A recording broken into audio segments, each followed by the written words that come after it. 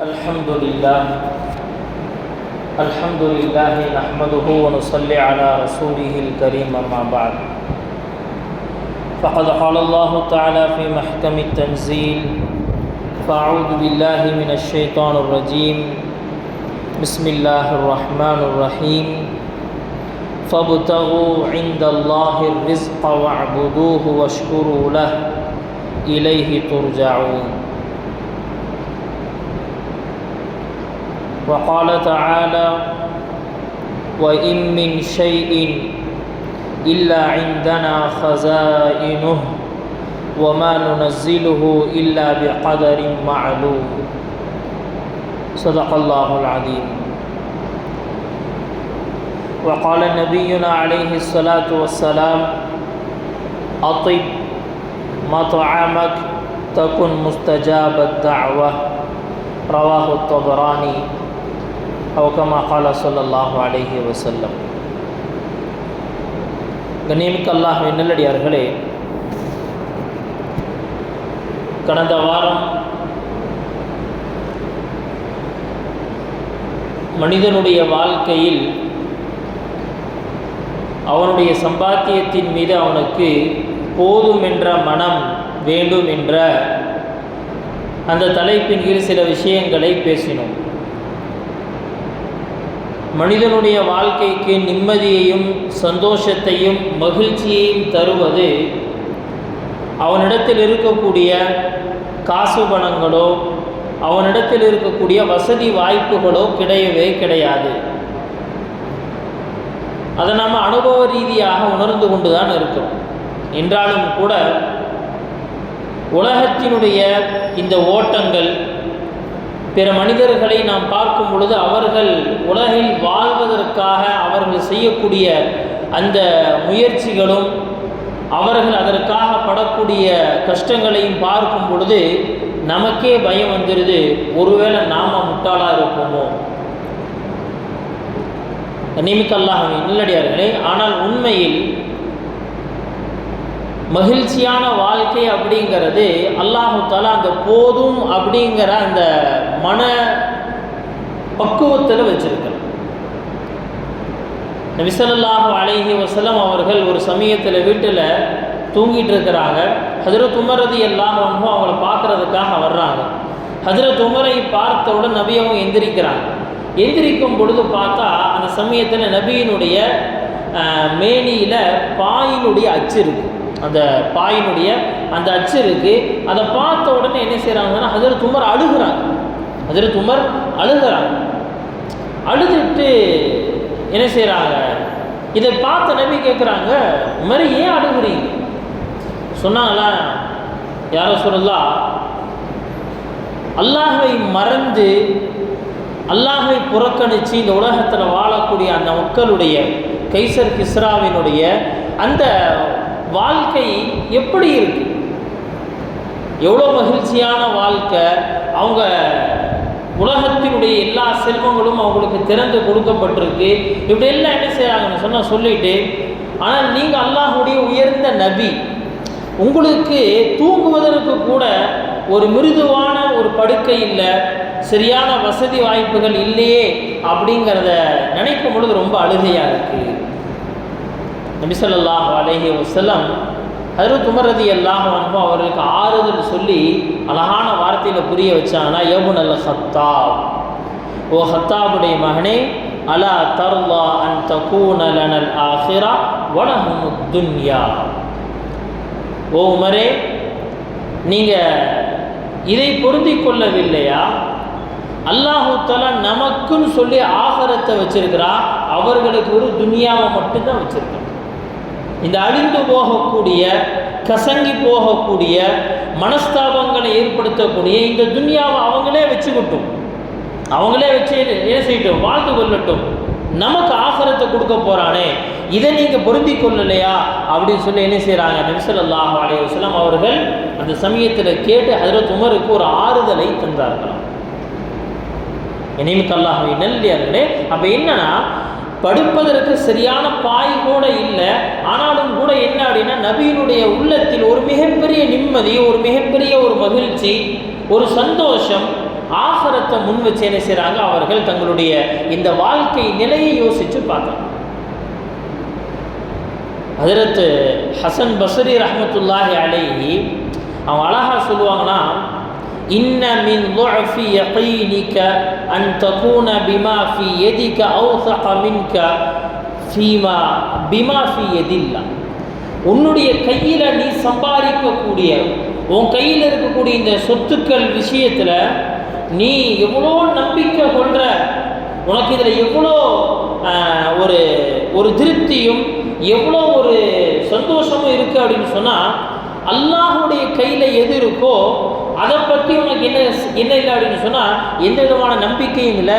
எங்கிட்ட பணம் இருக்கல போதும், என் கையில் பணம் இருக்குது இது போதும் அப்படின்னு சொல்லி உன் கையில் இருக்கக்கூடிய பணத்தின் மீதுள்ள நம்பிக்கை அல்லாஹ்வின் கையில் இருக்கக்கூடிய, அதாவது அல்லாஹ்வுடைய ஃபசானாவில் இருக்கக்கூடிய அந்த செல்வத்தின் மீது உனக்கு இல்லை அப்படின்னு சொன்னால் நீ உன்னுடைய ஈமானில் குறையுள்ளவன் என்பதாக விளங்கிக்கொள். என்னுடைய ஈமானில் நான் குறையுள்ளவனா அல்லது நிறையுள்ளவனா, அல்லாஹுடைய நம்பிக்கை எங்கிட்ட அதிகமாக இருக்கா கம்மியாக இருக்கா அப்படின்னு சொல்லி என்னை நானே என்ன செய்யணும், டெஸ்ட் பண்ணி பார்த்துக்கணும் அப்படின்னு சொல்லி நினச்சேன்னு சொன்னால், நீ இந்த ஒரு அளவுகோலை வைத்துக்கொள். உன் கையில் இருக்கக்கூடிய பணத்தை நீ எவ்வளோ நம்புற, அல்லாஹுடைய ஹசானாவில் இருக்கக்கூடியது நீ எவ்வளோ நம்புற. எனக்கு என் கையில் இருக்கக்கூடிய பணம் தான் ஹெல்ப் பண்ணும் நம்புறியா, இல்லை அல்லாஹ்வுடைய ஹசானாவில் இருக்கக்கூடியதான் எனக்கு ஹெல்ப் பண்ணும் நம்புறியா? இந்த நம்பிக்கையினுடைய வித்தியாசத்தில் நீ அல்லாஹின் மீது எவ்வளோ நம்பிக்கை வச்சிருக்கேங்கிறத தெரிந்து கொள்ளலாம் என்பதாக அவர்கள் புரிய வைத்தார்களாம்.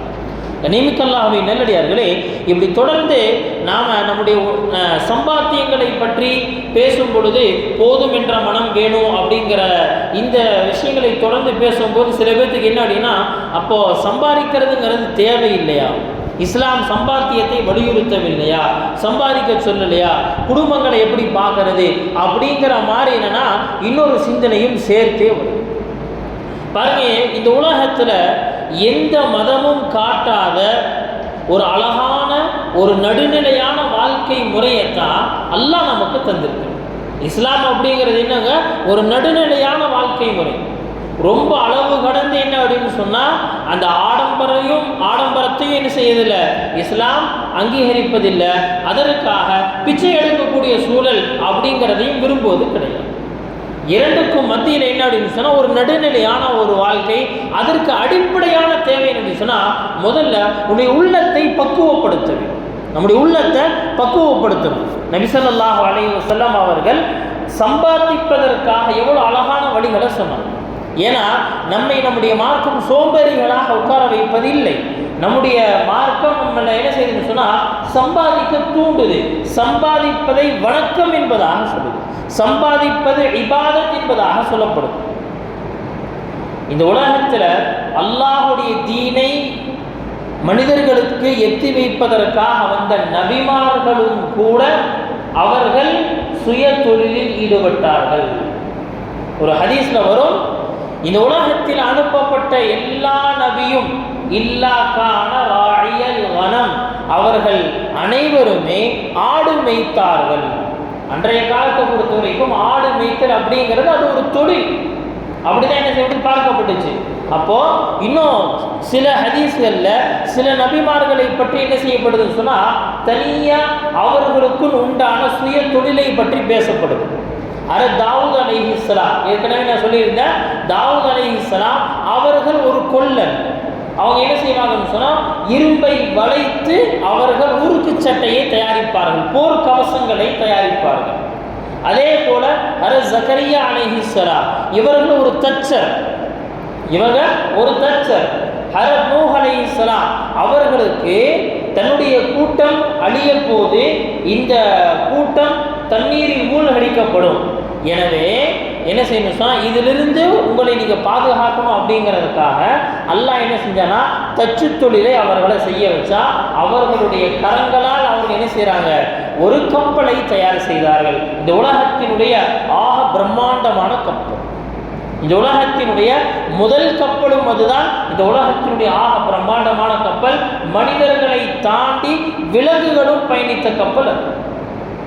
எல்லாத்துக்குமே தனித்தனியான அறைகள் ஒதுக்கப்பட்டுருச்சு.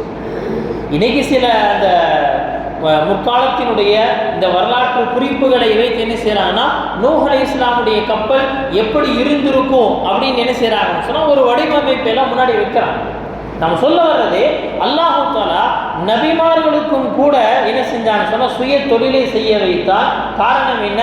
இந்த நபிமார்கள் மக்களிடத்தில் உலக தேவைக்காக யாசிப்பவர்களாக ஆகிவிடக்கூடாது.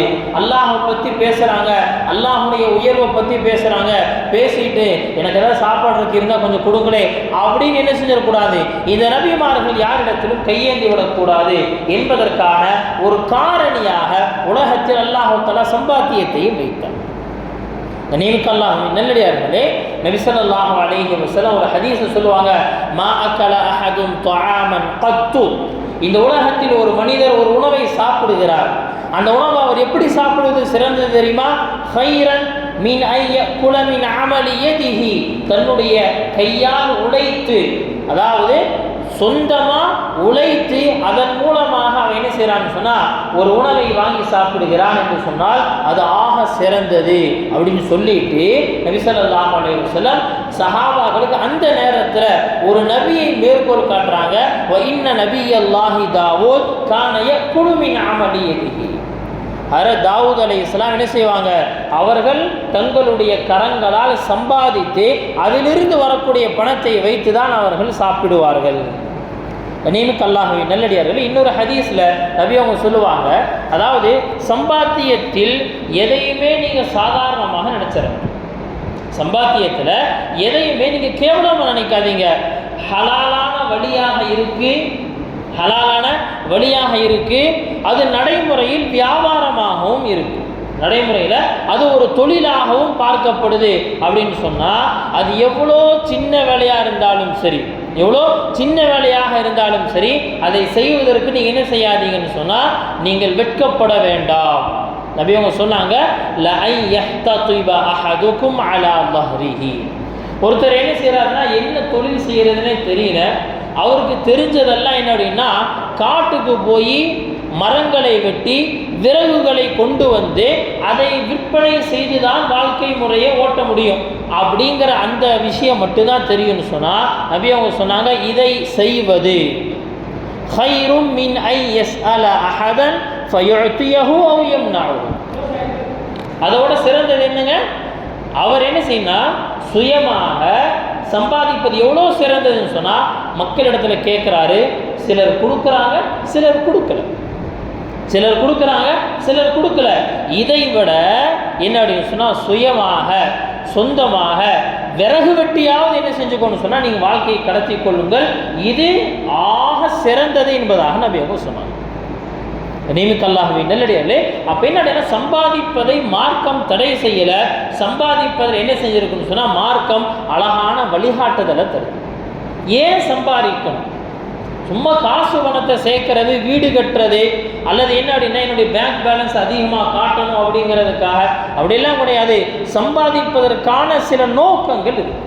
சொன்னாங்க, முதலாவது சொன்னாங்க இம்திசாலன் லி அம்ரில்லாஹ், அல்லாஹ்வுடைய கட்டளை, அதற்காக நான் சம்பாதிக்கிறேன். நம்ம எல்லாமே சம்பாதிக்க தான் செய்கிறோம், எல்லாருமே சம்பாதிக்கிறோம். அது கூலி தொழிலாக இருந்தாலும் சரி, சிறு குறு வியாபாரங்களாக இருந்தாலும் சரி, பெரிய கடைகளாக இருந்தாலும் சரி, தொழிலாக இருந்தாலும் சரி, எதுவாக இருந்தாலும் சரி, எல்லாருமே சம்பாதிக்கிறோம். முதல்ல என்ன செய்யணும்னு சொன்னால் இன்றைக்கி இந்த நியத்து வைக்கலாமா, நான் சம்பாதிப்பது அல்லாஹ்வுடைய கட்டளைங்கிறக்காக சம்பாதிக்கிறேன். இந்த நியத்து முதல்ல உள்ளத்தில் வைக்கலாங்களா? இதுதான் முதல்ல. என்னங்க சம்பாதிக்கிற அல்லாஹ்வுடைய கட்டளையா? அல்லாஹ் சொல்கிறான், ஹுவல்லதி ஜஅல லக்குமுல் அர்த ஸலூலன். அல்லாஹ் தஆலா சொல்கிறான், இந்த பூமியை உங்களுக்கு என்ன செஞ்சிருக்கேன்னு சொன்னால் வசப்படுத்தி கொடுத்துருக்கிறேன். ஃபம்ஷூ ஃபீ மனாகிபிஹா வகுலு மிர் ரிஸ்கிஹி. இந்த பூமியில் நடந்து திரிந்து நீங்கள் என்ன செய்யணும்னு சொன்னால் நீங்கள் அல்லாஹ்வுடைய ரிஸ்கை சம்பாதித்து அதை நீங்கள் உண்ணுங்கள். அப்போ சம்பாதிக்கணும் அப்படிங்கிறத அல்லாஹ் தஆலா சொல்கிறான். ஆனால் சம்பாதிப்பதற்காக அல்லாஹ் தஆலா பயன்படுத்தக்கூடிய வார்த்தை என்ன அப்படின்னு சொன்னால் ஃபம்ஷூ ஃபீ மனாகிபிஹா. நீங்கள் என்ன செய்யுங்கன்னா பூமியில் நடந்து தெரியுங்கள். அப்படி நடந்து தெரியுங்கள்ங்கிற வார்த்தை இங்கே ஏன் சொல்லப்படுது? ஏன் ஓடுங்கிற வார்த்தை இல்லையா? பறந்து போங்க அப்படிங்கிற வார்த்தை இல்லையா? எவ்வளோ வார்த்தைகள் இருக்கு. அல்லாஹ் ஏன் இதை பயன்படுத்துகிறார் சொன்னாங்க. இந்த இடத்துல இந்த ஆயத்துக்கு விளக்கத்தை சொன்னாங்க. உலகத்தை சம்பாதிப்பதில் நீங்கள் ஓட்டத்தை எடுத்து நோக்கத்தை மறந்துடாதீங்க. அதனால என்னடின்னா நோக்கம் முன்னாடி நிதானமா போங்க, சம்பாதிங்க. சம்பாதிப்பதில் நிதானத்தை கையாளுங்க. ஏனென்று சொன்னால் நீங்கள் சம்பாதிப்பது எல்லாமே உங்களுடைய ரிசுக்கு தான். அந்த ரிசுக்கை அல்லாஹ் கொடுக்கும். உங்களுக்கான ரிசுக்கு தான் உங்களுக்கு வரப்போகுது, வேற எதுவும் வரப்போறது இல்லை. அதனால என்ன செய்யுங்க, குலு மிர் ரிஸ்கிஹி, அல்லாஹுடைய ரிசுக்கை நீங்க சாப்பிடுங்க. அதனால சொன்னாங்க சம்பாத்தியத்தினுடைய முதலாவது விஷயம் நம்முடைய உள்ளத்தில் வரணும், நான் அல்லாஹுடைய கட்டளை என்பதற்காக சம்பாதிக்கிறேன். ரெண்டாவது சொன்னாங்க, நான் மக்களிடம் யாசகம் கேட்கக்கூடாதுங்கிறதுக்காக சம்பாதிக்கிறேன். இந்த மக்கள்கிட்ட போய் என்ன செய்யக்கூடாதுங்க, எனக்கு ஏதாவது கொஞ்சம் ஹெல்ப் பண்ணுங்களே, எனக்கு அது செஞ்சு கொடுங்களே, இது செஞ்சு கொடுங்களே, ஒரு நேரம் சாப்பாட்டுக்கு ஏதாவது, இந்த மாதிரி என்ன செஞ்சிடக்கூடாது. நான் மக்களிடத்தில் யாசிக்க கூடாது என்பதற்காக நான் சம்பாதிக்கிறேன். அதைத்தான் என்ன செஞ்சோம் மேலே சொன்னால், அந்த ஹதீஸ் நபி அவங்க சொன்னாங்க, நீங்கள் விறகு சுமந்து அதன் மூலமாக சம்பாதிப்பது மக்களிடத்தில் யாசிப்பதை விட சிறந்தது. அதற்கடுத்து சொன்னாங்க, இறைவழியில் செலவழிப்பதற்காக நீங்கள் சம்பாதிக்கணும். சம்பாதிப்பதனுடைய நோக்கம் என்னங்க, இறைவழியில் செலவழிக்கணும். அல்லாஹுக்காக என்ன செய்யணும்னு சொன்னால், அல்லாஹு தஆலா விரும்பக்கூடிய அந்த வழிகளில் ஏழைகளுக்கு உதவி செய்வது, மஸ்ஜிதுகளை உருவாக்குவது, மதரசாக்களை உருவாக்குவது, அதே போல் என்னென்னா இஸ்லாமிய நிறுவனங்களை, கல்வி நிறுவனங்களை உருவாக்குவது, அதே போல் என்ன அப்படின்னா ஏழைகளுக்கு உதவி செய்வது, தன்னுடைய ஜகாத்தை கொடுப்பது, இந்த மாதிரி என்ன அப்படின்னா மக்களுக்கு அல்லாஹ்வுடைய வழியில் செலவழிப்பதற்காக, சொந்த பந்தங்களுக்கு உதவுவது, இந்த நோக்கத்திற்காக சம்பாதிப்பதனுடைய நோக்கத்தை புரிய வைக்கிறார். இந்த நோக்கத்திற்காக சம்பாதிப்பவர்களுக்கு அல்லாஹ் தஆலா என்ன செய்யறான்னு சொன்னால், நாளை கியாமத்துடைய நாளில் அவர்களுடைய முகங்கள் பிரகாசிக்கும் நிலையில் அவர்களை எழுப்புவார். 14ஆம் நாள் நிலவு, அந்த பரிபூர்ண சந்திரன் எப்படி பளிச்சுன்னு இருக்கோ, அது வந்தா என்ன ஆகுது, இரவுங்கிறது கிட்டத்தட்ட பாதி பகல் வந்த மாதிரி, ஏதோ விடிகிறதுக்கு வந்த மாதிரி என்ன, அது வானம் வெளிச்சமாக இருப்பதை போல நம்முடைய முகங்கள் பிரகாசிச்சு கொண்டிருக்கும். அந்த நிலையில் அல்லாஹ் எழுப்புவா.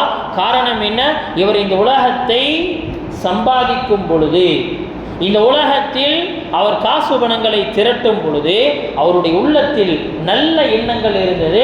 நான் யாரிடத்தில் கையேந்தக்கூடாது, நான் என்னுடைய சொந்த பந்தங்களுக்கு உதவி செய்யணும், அதே போல் என்ன அப்படின்னு சொன்னால் நான் அல்லாஹுடைய பாதையில் செலவழிக்க வேண்டும் என்ற அந்த பரிசுத்தமான எண்ணம் இருந்தது. எனவே அல்லாஹு தஆலா இந்த நிலையை கொடுக்கிறார். கண்ணியமிக்க அல்லாஹ்வின் நல்லடியார்களே, அதற்கடுத்து சொன்னாங்க, எதற்காக சம்பாதிக்கணும், நான் ஹலாலான சம்பாத்தியத்தை மேற்கொள்வதன் மூலமாக என்னுடைய துஆக்கள் அங்கீகரிக்கப்படும். சம்பாத்தியத்தினுடைய நோக்கம் ஒன்று இருக்குங்க, ஆனால் அந்த சம்பாத்தியம் ஹலாலாக இருக்கும். அந்த சம்பாத்தியம் ஹலாலாக இருக்கும். இன்னைக்கு நிறைய சம்பாத்தியங்கள் இருக்கு, நிறைய பணங்காசுகளை திரட்டக்கூடிய வழிமுறைகள் இருக்கு. அதில் எது ஹலால் எது ஹராம், இதை பார்த்து என்ன செய்யணும்னு சொன்னால் நம்முடைய இந்த வழிமுறைகளை ஆக்கிக்கணும். அல்லாஹ்வின் நல்லடியார்களே, எப்போ அந்த நம்முடைய சம்பாத்தியத்தில் ஹராம் கொஞ்சமும் கலந்து விடுமோ என்னாகும், நம்முடைய துஆக்கள் அங்கீகரிக்கப்படாது. நபி ஸல்லல்லாஹு அலைஹி வஸல்லம் அவங்க அறிவிக்கக்கூடிய ஒரு ஹதீஸ் இருக்கு, அத்திப் மத்அமக், உங்களுடைய உணவை நீங்கள் பரிசுத்தமாக்கிக் கொள்ளுங்கள். அப்படின்னா என்ன அர்த்தம், உங்களுடைய உணவை நீங்கள் ஹலாலாக்கிக் கொள்ளுங்கள். தகுன் முஸ்தஜாபத் தஅவா, நீ கையேந்தினால் அல்லாஹ்வுடைய துஆவை அங்கீகரிக்கக்கூடியவனாக நீ மாறிவிடுவாய். இன்றைக்கி நாம் கேட்கக்கூடிய துஆ எதுவுமே அங்கீகரிக்க மாட்டேங்குது. அல்லாஹ் ஏற்றுக்கிறானா தெரியலைங்க, நான் எவ்வளோ கேட்டு பார்த்துட்டேன், என்னது எனக்கு கிடைச்ச மாதிரி தெரியல. நம்ம என்ன செய்கிறோம், வேறு யார்கிட்டையாவது போய் என்ன செய்யுங்க, பள்ளிவாசலில் யாராவது ஒரு பெரிய நல்ல ஒரு ஆலிம் வந்திருக்கிறாங்க, ஹஜ்ரத் எனக்காக துவா செய்யுங்க, அல்லது வேறு ஏதாவது ஒரு ஷேக்கிட்ட போய் எனக்காக துவா செய்யுங்க, என் சம்பாத்தியம் அப்படி இருக்குது, என்னுடைய கடை லாஸ் ஆகி போயிட்டுருக்கு இப்படின்னு சொல்லி என்ன செய்கிறோன்னு சொன்னால், வேறு யார்கிட்டையோ போய் என்ன செய்கிறோம், என்னுடைய வியாபாரத்துக்காக துவா செய்யுங்க அப்படின்னு நபி ஸல்லல்லாஹு அலைஹி வஸல்லம் சொன்னாங்க. உங்களுடைய உணவை ஹலாலாக்கிக் கொள்ளுங்கள் அப்படின்னு என்ன அர்த்தம், முதல்ல உங்கள் சம்பாத்தியத்தை ஹலாலாக்கு. உங்களுடைய சம்பாத்தியம் ஹலாலாகிவிட்டால் தகுன் முஸ்தஜாபத் தஅவா, நீ தான் இந்த துஆவிற்கு தகுதியானவன். நீ யார்கிட்டையும் போய் கேட்க தேவையில்லை, நீ கையேந்தினால் போதும், அல்லாஹ் என்ன செய்வான், அவனுடைய உதவி இறக்கிடுவான். இன்னைக்கு நம்முடைய சம்பாத்தியங்களில் இருக்கக்கூடிய அந்த குறைகள், நம்முடைய சம்பாத்தியங்கள் இருக்கக்கூடிய அந்த ஹலாலான விஷயத்தில் ஏற்படக்கூடிய குறைகள் என்ன செய்யுதுன்னு சொன்னால் நம்முடைய துஆக்கள் ஏற்கப்படுவதை தடை செய்யும். நம்முடைய உணவுகளும் பரிசுத்தமாக இருக்கணும், அதற்கு நம்முடைய வியாபாரம் சரியானதாக இருக்கும். வியாபாரம் என்னமோ செய்கிறாங்க, ஆனால் உணவு ஹலாலான உணவு, கறி அறுத்து தான் வாங்கிட்டு வந்த பாய் அப்படின்னா, இது நீ அறுத்து வாங்கிட்டு வந்து ஹலாலாக இருக்கலாம், ஆனால் நீ எந்த பணத்தை கொடுத்து வாங்கினாயோ அது ஹராமானதாயிடுச்சு. நிமித்தல்லாஹ் நல்லடியாலே. அதனால் என்ன அப்படின்னா இதில் ரொம்ப எச்சரிக்கையாக இருக்கணும். சஹீஹ் முஸ்லீமில் வரக்கூடிய ஒரு ஹதீஸ், பொதுவாக ஒரு இஸ்லாமிய நியதி என்ன அப்படின்னு சொன்னால், ஒரு மனிதர் நீண்ட பயணம் செய்கிறார் என்று சொன்னால் அந்த நீண்ட பயணத்தில் அவனுடைய துஆவை அல்லாஹ் அங்கீகரிப்பான். ஊரில் இருந்து நீங்கள் என்ன செய்கிறாரு, நீங்கள் நீண்ட பயணம் போகிறாருன்னா அவருடைய அந்த பயணம் துஆக்கள் அங்கீகரிக்கப்படக்கூடிய இடம் அப்படின்னு சொல்லி சில இடங்கள் இருக்குது, சில நேரங்கள் இருக்குது. அதில் ஒரு நேரம் என்ன அப்படின்னு சொன்னால், ஒரு முஸ்லீம் ஒரு முஃமின் அவன் பயணத்தில் இருக்கும் பொழுது அல்லாஹ் அவனுடைய துஆவை அங்கீகரிக்கிறான். இப்போ இந்த பயணத்தில் போகிறான் ஒருத்தன், நபி அவங்க சொன்னாங்க, ஒரு மனிதர் நீண்ட பயணம் செய்கிறார், அந்த பயணத்தில் என்ன அப்படின்னு சொன்னால் முடியெல்லாம் பரட்டையாக இருக்குது, முகமெல்லாம் தூசியாக இருக்குது. இப்போ என்ன அப்படின்னு சொன்னால் இவ்வளோ தூரம் நீண்ட பயணம், அவருக்கு ஏதோ ஒரு தேவை வந்துச்சு, அவர் அல்லாஹ்ட்ட கேட்குறாரு, யா ரப்பி யா ரப்பி, என்னுடைய இரட்சகனே என்னுடைய இந்த காரியத்தை நிறைவேற்றி கொடு அப்படின்னு சொல்லி கேட்குறாரு. நபி ஸல்லல்லாஹு அலைஹி வஸல்லம் அவங்க சொன்னாங்க, மத்அமுஹு ஹராம் வ மல்பஸுஹு ஹராம், அவனுடைய உணவு அது ஹராம், அவன் அணிந்திருக்கக்கூடிய ஆடை அது ஹராம். அப்படின்னா என்னங்க, அவன் சம்பாதிச்சான ஏற்கனவே அந்த சம்பாத்தியத்தின் மூலமாக வாங்கப்பட்ட அந்த உணவு, அந்த சாப்பாடு அது ஹராம். அவன் அணிந்திருக்கக்கூடிய ஆடை இது எப்படிங்க, அடுத்தவனை ஏமாற்றி அதில் வந்த லாபத்தில் வாங்கினா ஒரு ட்ரெஸ்ஸு, இதனால என்னன்னா இந்த ஆடையும் ஹராம். சொன்னாங்க, இவனுடைய துஆ எப்படி அங்கீகரிக்கப்படும்? துஆக்கள் அங்கீகரிக்கப்படணும் அப்படின்னு சொன்னால் நம்முடைய உணவும் நம்முடைய ஆடையும் நம்முடைய வாழ்க்கையும் நம்முடைய சம்பாத்தியங்களும் பரிசுத்தமாக இருக்கும். அதைத்தான் என்ன செய்யப்படுது, இந்த ஹதீஸின் மூலமாக விளக்கப்படுது. இன்னொரு ஹதீஸில் எவ்வளோ அழகான ஒரு விஷயம் வந்து இருக்கு. நபி அவங்க சொன்னாங்க, மன் பாத ஆகிலம் மின் அமலியதிஹி, ஒருத்தர் என்ன செய்கிறாருன்னு சொன்னால் அவர் இரவை கழிக்கிறார். எப்படி கழிச்சா தெரியுமா, பகலில் சாப்பிட்டாரு, சாப்பிட்டு எப்படி சாப்பிட்டாரு, தன்னுடைய சொந்த கையால் உழைத்து அவர் சாப்பிட்டார். அதாவது ஹலாலான ரிஸ்கை சாப்பிட்டு நைட்டு தூங்குனாரு, கஃபரல்லாஹு லஹு, அல்லாஹ் அவருடைய பாவத்தை மன்னிக்கிறான். ஒன்றுமே செய்யலைங்க, அல்லாஹை பயந்து ஹலாலான ரிஸ்கை தேடி இரவு என்ன செய்ய சாப்பிட்டு தூங்குனார். அதுக்காக தொழுகை விட்டாருங்கிறது இங்கே கணக்கு கிடையாது, அது வேற. அவர் என்ன செய்கிறாரு, தனியாக அல்லாஹ்வுடைய பாவத்தை மன்னிச்சிருன்னு சொல்லி இவர் தனியாக எந்த துவாவும் செய்யலை.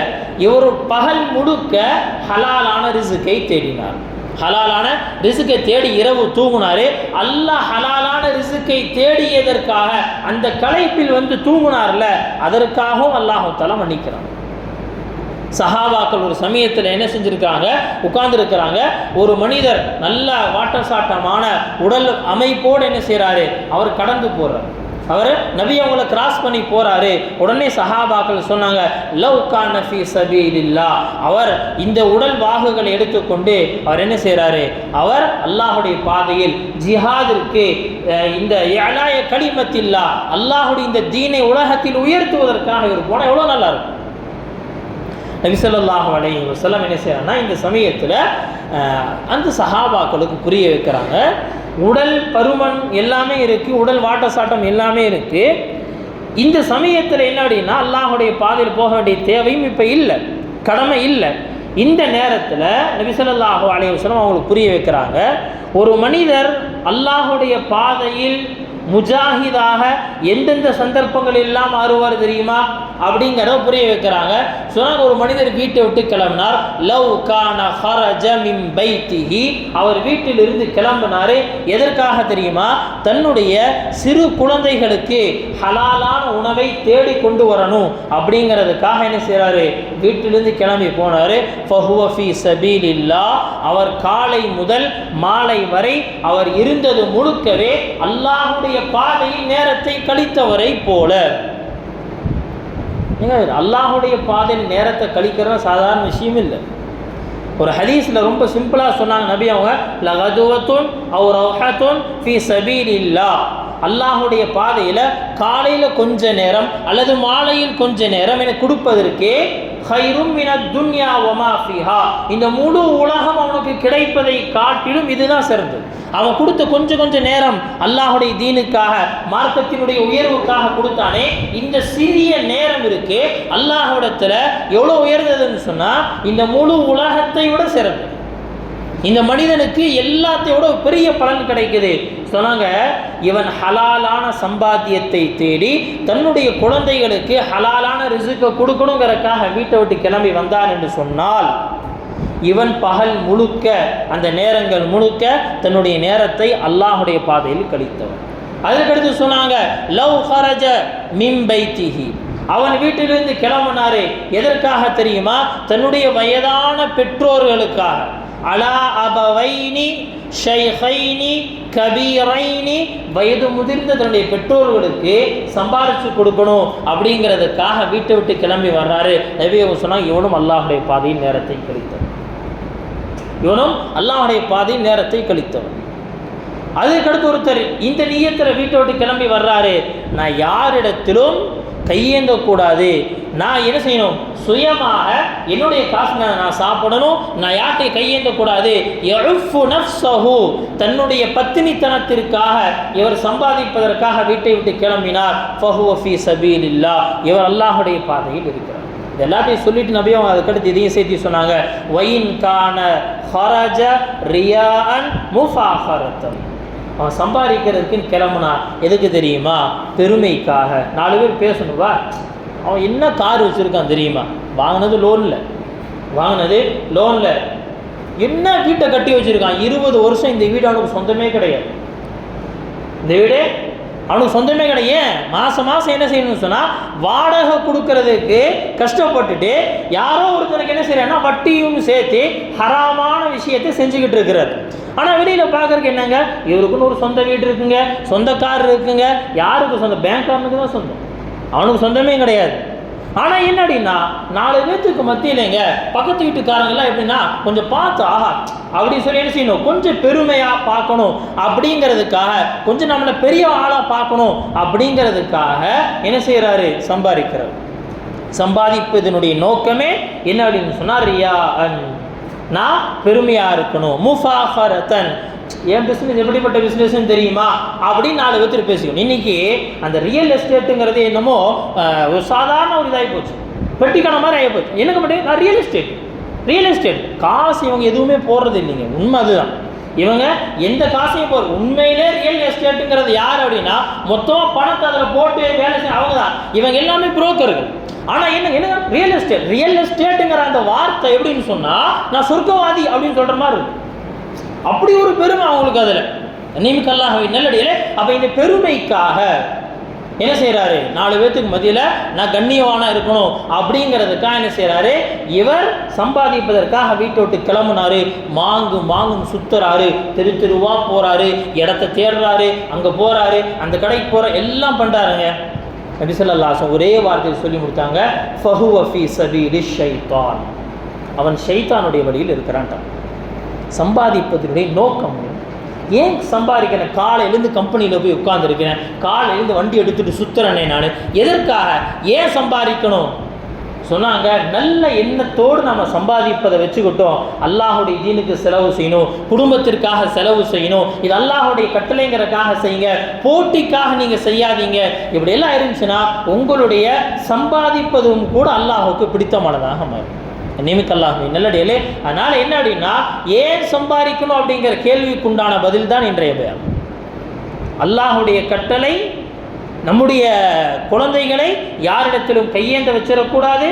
ஆனாலும் என்ன அப்படின்னா, நம்மளுடைய சம்பாத்தியம் ஹலாலாக இருக்கும். சம்பாதிக்கிறேங்க, ஆனால் என்னது வர்றது எல்லாம் அடுத்தவனை ஏமாற்றி அல்லது ஹராமான வழியில் என்ன பலன் இருக்கு? நம்முடைய எந்த துவாவும் அல்லாஹ்விடத்தில் அங்கீகரிக்கப்படாது.